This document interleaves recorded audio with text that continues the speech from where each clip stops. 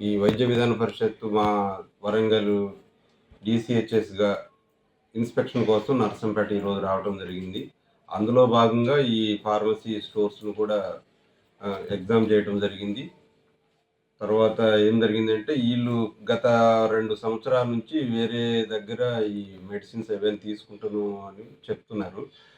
Local purchase దాన్ని బంద్ చేసి ఈ రోజు నుంచి ఈ నర్సంపేటలో ఎక్కడైనా ఏజెన్సీ, మంచి ఏజెన్సీ, తక్కువకిచ్చే ఏజెన్సీ ద్వారా మెడిసిన్స్ కొనుక్కోమని వాళ్ళకి సలహా ఇవ్వటం జరిగింది. రెండోది ఏంటంటే ఇంకా 10-15 రోజులలో ఇది మెడికల్ కాలేజ్ అయింది కాబట్టి ఇక్కడ ఉన్న స్టాఫ్ అందరూ మొత్తం వర్ధనపేట వెళ్ళిపోవాల్సి ఉంటుంది.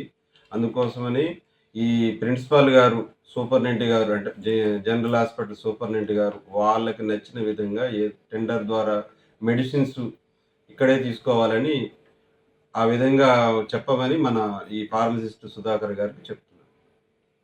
మన అదృష్టం ఏంటంటే నర్సంపేటకి మెడికల్ కాలేజీ రావడం అనేది నర్సంపేట ప్రజల అదృష్టం. దాంతోపాటు వైద్య విధాన పరిషత్తుకున్న 2 హాస్పిటల్, ఒక ఆసుపత్రి నర్సంపేట. అది ఆ స్టాఫ్ అంతా వర్ధన్నపేటకి వెళ్ళిపోవడం జరిగింది.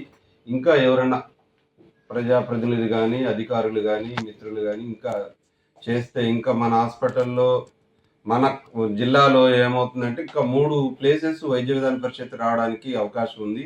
అందులో ఒకటి నెక్కొండ, రెండోది పర్వతగిరి, మూడోది దుగ్గొండ. ఈ 3 వస్తే ఇంకా వైద్య విధాన పరిషత్తు సర్వీసెస్ సేవలు ఎక్కువ అందుబాటులో ఉంటాయి. ప్రజలకు మేలు జరుగుతుంది. మేడం జిల్లా కలెక్టర్ హాస్పిటల్ ఉందని మేడం గారికి తెలియపరచడం జరిగింది. మేడం గారు దానికి సంబంధించిన ఇవన్నీ గవర్నమెంట్ దృష్టికి తీసుకొస్తుందని మేడం గారు కూడా తెలియపరిచారు.